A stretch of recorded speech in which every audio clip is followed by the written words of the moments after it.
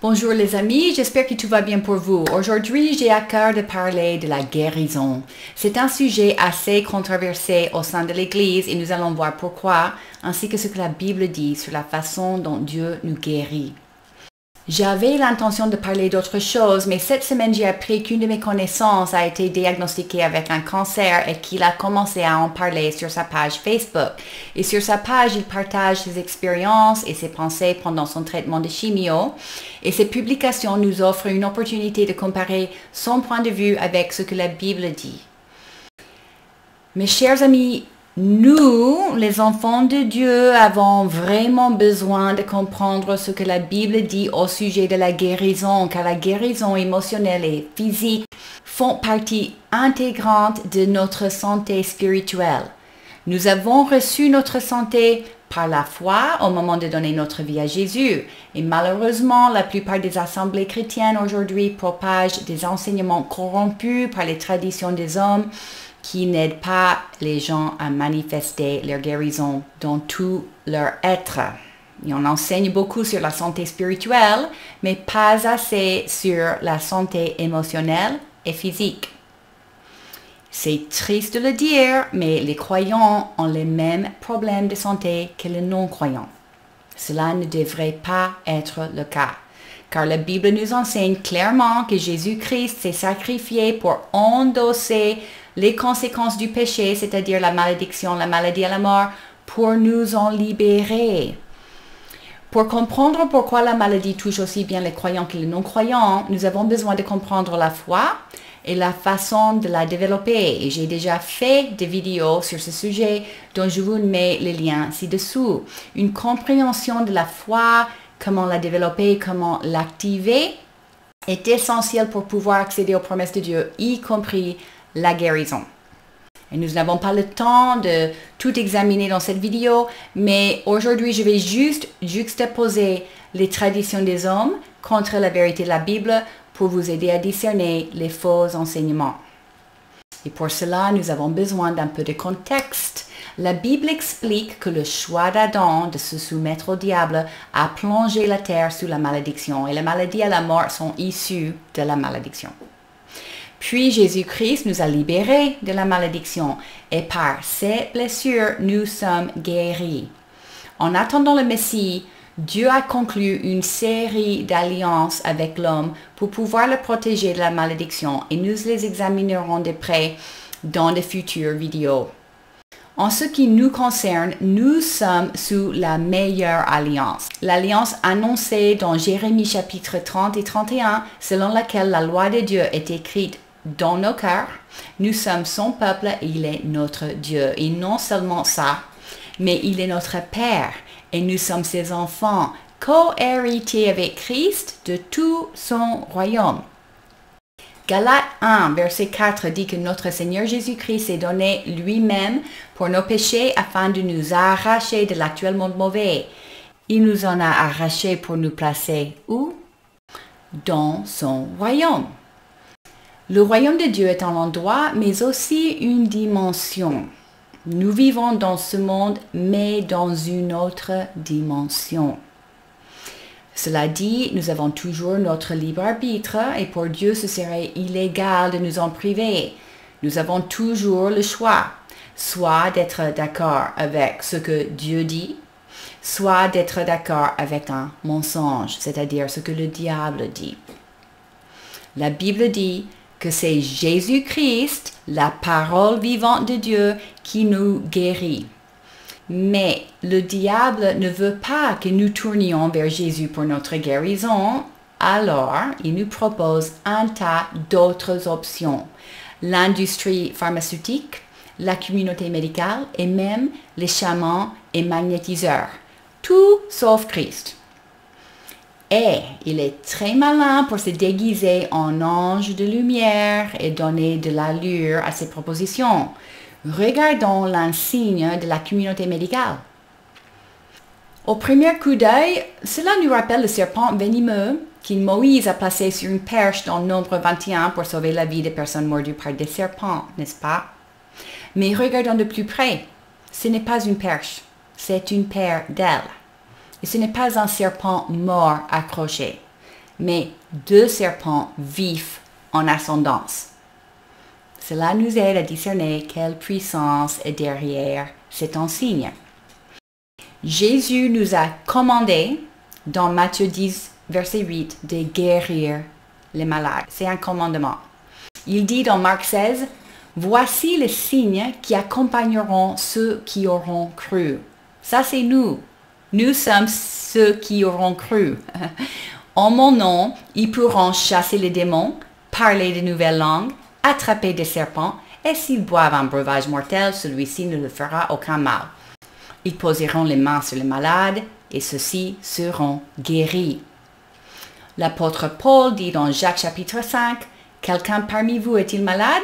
Qu'il appelle les anciens de l'Église. » Et que les anciens prient pour lui en lui appliquant de l'huile au nom du Seigneur. La prière de la foi sauvera le malade et le Seigneur le relèvera. Et s'il a commis des péchés, le pardon lui sera accordé. Jésus n'a pas dit, « Si vous voyez une malade, amenez-le tout de suite chez le médecin. » Dans Luc chapitre 8, nous lisons l'histoire de la femme qui souffrait des hémorragies depuis 12 ans. Elle avait dépensé tout son bien chez le médecin, mais aucun n'avait pu la guérir. Mais lorsqu'elle toucha le bord du vêtement de Jésus, son hémorragie s'arrêta immédiatement. Si vous avez Jésus, vous avez la guérison. Jésus et la guérison viennent ensemble. Jésus et la guérison sont inséparables. Paul n'a pas dit « Quelqu'un parmi vous est-il malade? Qu'il appelle les médecins. » Ou dans la Bible, dit-il, de chercher la guérison chez le médecin. D'ailleurs, Jésus n'a pas dit « Chassez les démons, purifiez les lépreux, et si vous voyez un malade, venez me chercher pour que j'aille le guérir. » Ou dans la Bible, voyons-nous que Jésus a prié à son Père pour lui demander de guérir un malade. Non, Jésus avait l'autorité sur la maladie et il a chassé la maladie avec sa parole. Jésus nous a délégué cette même autorité à nous. Dans Luc 10, 19, Jésus dit, « Voici, je vous ai donné l'autorité de marcher sur les serpents et les scorpions et sur toute la puissance de l'ennemi, et rien ne pourra vous nuire. » Alors, la guérison nous appartient déjà et nous l'imposons par la parole de Dieu émise par notre bouche et dans la foi, comme Jésus le faisait lorsqu'il était sur terre. Cette habitude d'aller chez le médecin pour chercher la guérison est une tradition des hommes. Voici ce que beaucoup de gens font.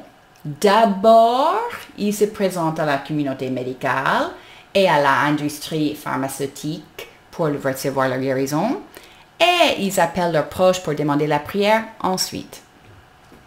Regardons l'insigne de l'industrie pharmaceutique. Vous voyez cela? Elle sert le même maître que la communauté médicale. Attention, ne vous méprenez pas, je ne dis pas que tous les médecins sont au service du diable. Le disciple Luc était médecin et je connais un chirurgien à New York qui est rempli du Saint-Esprit et il m'a dit que Dieu lui a montré comment guérir l'endométriose et il a aidé beaucoup de femmes atteintes de cette infirmité. Je ne nie pas qu'il y a des médecins ainsi que des médicaments qui ont aidé beaucoup de gens. Je parle plutôt des institutions du monde qui sont corrompues et qui opèrent sous la malédiction. Je vous assure que si le peuple de Dieu faisait le nécessaire pour purifier notre doctrine et la conformer à la parole de Dieu sans aucun mélange de traditions des hommes, et si nous méditions sur la parole de Dieu jour et nuit pour développer notre foi, et si nous placions pleinement notre confiance en Dieu, nous n'aurions pas besoin de médecins. J'avoue que je ne suis pas encore arrivée à ce niveau de foi. Je me suis guérie de plein de choses par la foi. Mais parfois, je cède à la tentation de consulter le monde maudit avant de consulter le Seigneur. Nous avons tous grandi dans le monde maudit et ces croyances mensongères sont enracinées très profondément dans nos cœurs. Nous avons tous besoin d'être transformés par le renouvellement de notre intelligence et nous renouvelons notre intelligence en méditant et en proclamant à haute voix la vérité, la parole de Dieu, jour et nuit, continuellement et sans cesse, et soutenu par la révélation et la sagesse du Saint-Esprit. Tout commence par nos pensées et notre manière de percevoir la réalité. Imaginez que vous allez au drive du McDo. Vous voyez qu'il y a une borne pour passer commande et une autre pour la récupérer, n'est-ce pas? Imaginez que vous passez commande à la première borne chez McDo, mais ensuite, vous allez chez Quick pour récupérer votre commande. Ce serait de la folie, n'est-ce pas? Mais les gens font souvent cela. Ils prient Dieu pour demander la guérison, puis ils vont chez le médecin et attendent la guérison de leur part. Ou bien ils tournent vers les médicaments pour masquer les symptômes et continuer à vivre avec leur maladie. Dans le cas de mon ami qui subit des séances de chimio, il connaît la Bible et il a écrit sur Facebook « J'ai cultivé de bonnes pensées et je martèle la route marquée guérie ». Donc, il est au courant de la promesse de Dieu, il sait que la guérison commence par les pensées. Il prie aussi, ainsi que sa famille et son entourage. En même temps, selon ses publications sur Facebook, il s'est mis en accord avec la maladie. Autrement dit, il l'accueille. Il a écrit « J'ai un cancer. Il est présent dans plusieurs ganglions lymphatiques et j'ai une masse de matière nécrosée en moi. » La grande majorité de ses publications entrent dans les détails de sa condition, ses circonstances difficiles et son traitement. Il passe beaucoup de temps à méditer sur le cancer et il le proclame à tout le monde sur une plateforme publique. Lisons une de ses publications. Après un sac de solution saline et un sac de médicaments anti-nausées, ils ont commencé mon premier de 3 sacs de chimio différentes et mon infirmière m'a demandé si je ressentais quelque chose. J'ai dit que ma langue était bizarre et que c'était un peu difficile à avaler. Et elle a immédiatement sauté et a arrêté le chimio. Je lui ai dit, je ne pense pas que ce soit mauvais. Je veux dire que c'est juste un peu différent. Peut-être que je l'imagine. Elle a dit, tu ne l'as pas imaginé. Je t'empoisonne. Et je dois m'assurer que ça ne te tue pas.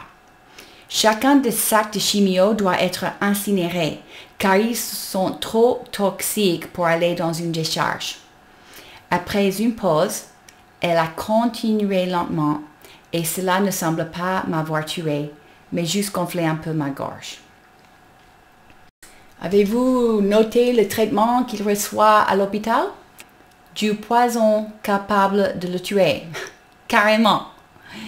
Dans des vidéos précédentes où j'ai parlé de personnes qui ont vaincu la maladie et le cancer par la foi, vous noterez que numéro 1, elles ne sont pas entrées en accord avec leur maladie. Lorsque les médecins leur ont proposé un diagnostic, ils ont dit non, ce n'est pas mon héritage en Christ. Rappelons-nous que la foi consiste à être d'accord avec ce que Dieu dit. En revanche, si nous sommes d'accord avec ce que le diable dit, nous donnons la permission à ce dernier à agir. Dans un témoignage dans ma liste de lecture intitulée « Témoignage », Beth dit « Un diagnostic n'est qu'un problème. Un pronostic n'est qu'un plan. Mais une promesse de Dieu est une promesse. » Vous voyez, pour les personnes dans la foi, leur guérison est tellement évidente qu'ils discernent tout de suite le mensonge derrière le diagnostic et ils refusent d'être d'accord avec lui.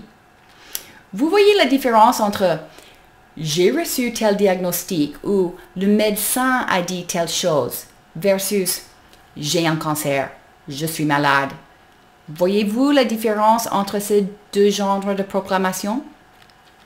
Numéro 2, les vainqueurs ont parlé de leur diagnostic à un nombre réduit de personnes proches qui pouvaient les soutenir dans la foi et dans la vérité. Ils ne voulaient pas donner vie au mensonge en le proclamant à droite et à gauche. Ils se sont limités à proclamer la vérité de la parole de Dieu sur leur situation, la vérité de leur santé. Numéro 3, ils comprenaient que la maladie vient du diable et qu'ils ont l'autorité sur toute la puissance de l'ennemi, selon Luc 10, 19.